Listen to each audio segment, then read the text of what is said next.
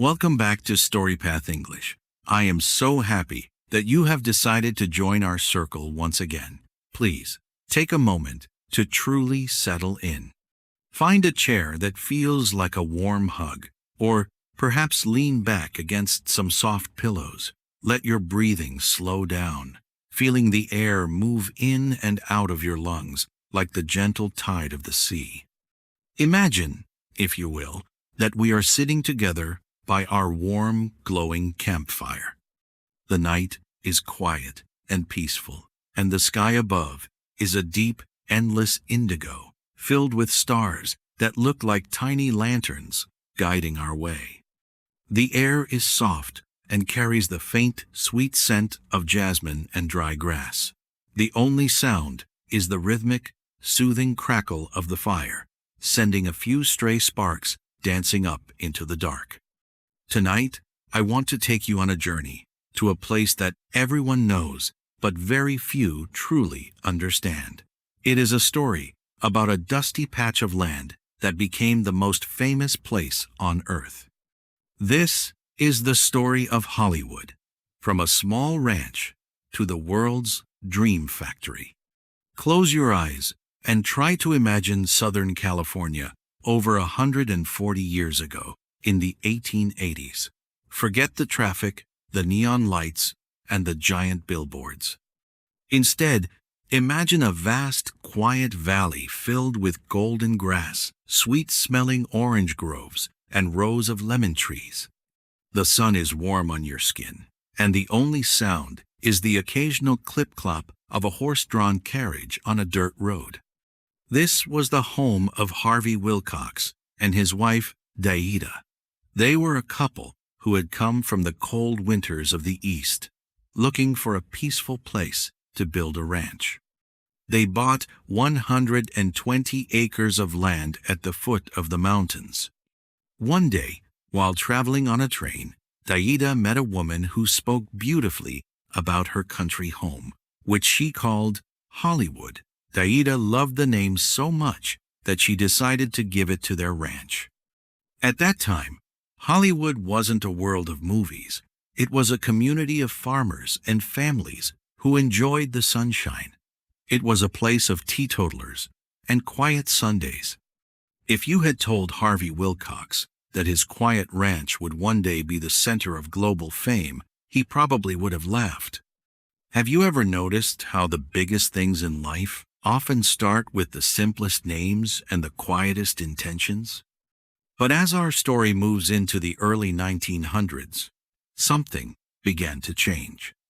On the other side of the country, in New York and New Jersey, a group of people were experimenting with a new invention, the moving picture. But there was a problem. A very powerful man named Thomas Edison owned many of the patents for movie cameras and projectors. He had a trust that made it very difficult and expensive for independent filmmakers to work. They were sued, their equipment was seized, and they felt trapped. So they began to run. They looked at the map and saw California. It was as far away from Edison's lawyers as they could get. But California offered something even better than distance.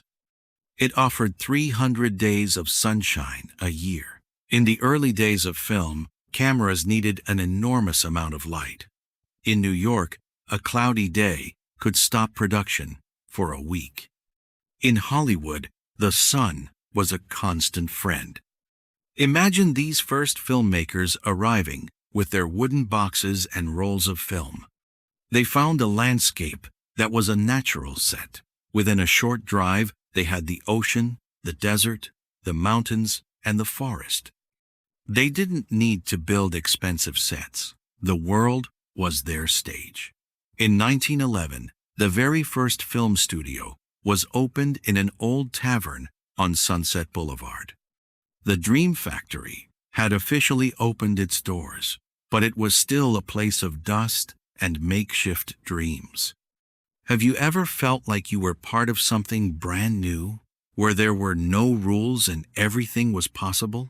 That was Hollywood in the silent film era. It was a time of pure visual storytelling. Because there was no sound, it didn't matter what language the actors spoke. A smile, a tear, or a chase scene could be understood by someone in Paris, Tokyo, or New York.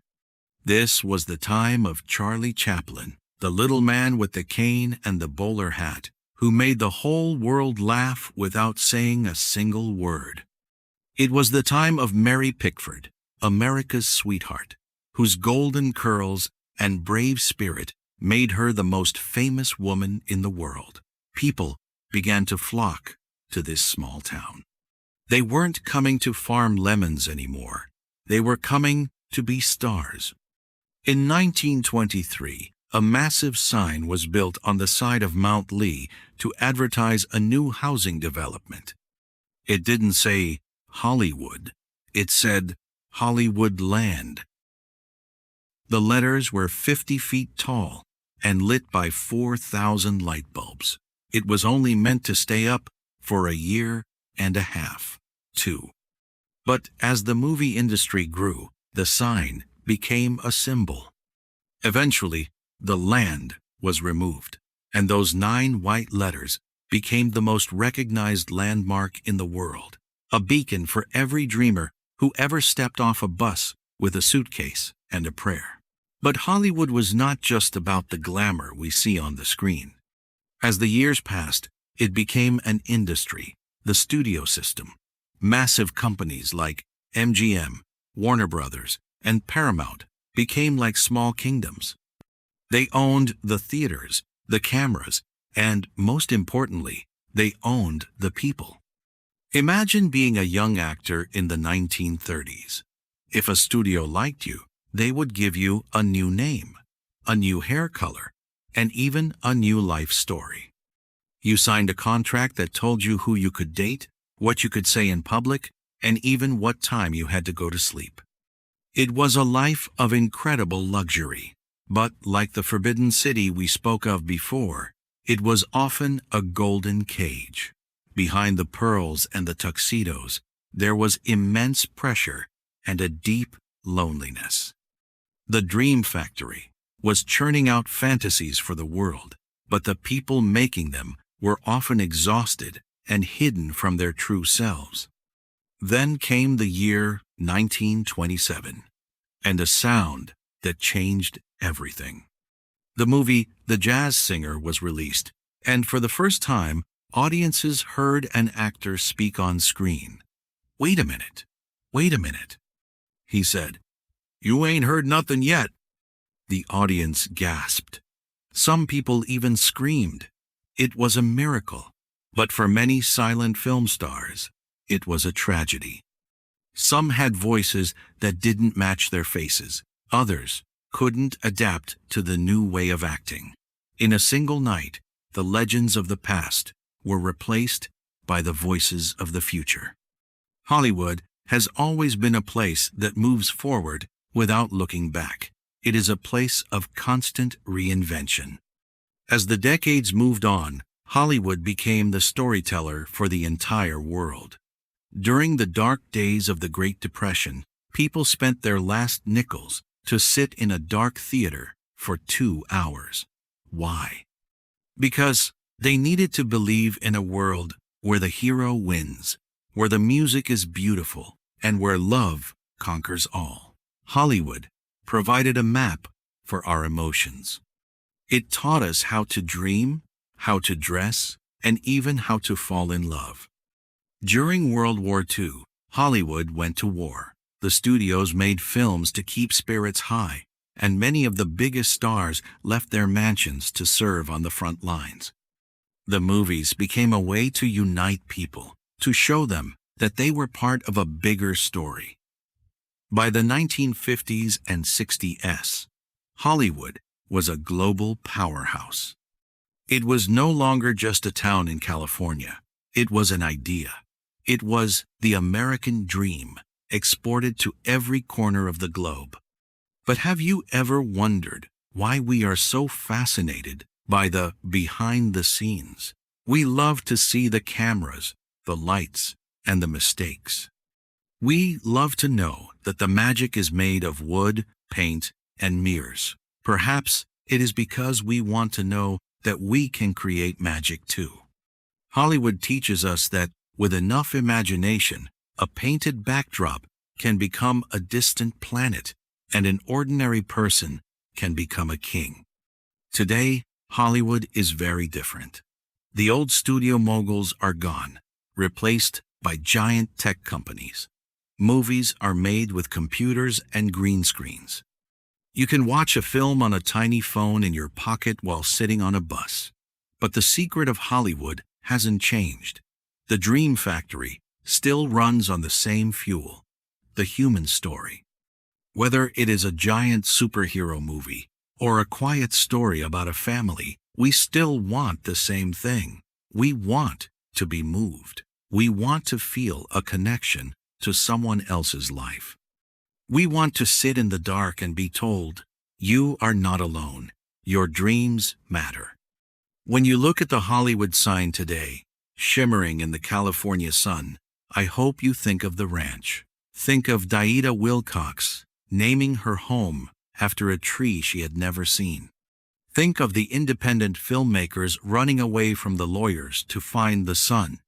Think of the millions of people who worked behind the cameras, the carpenters, the painters, the costume designers, who never got their names in lights, but who built the dreams nonetheless. Hollywood is a place of shadows and light.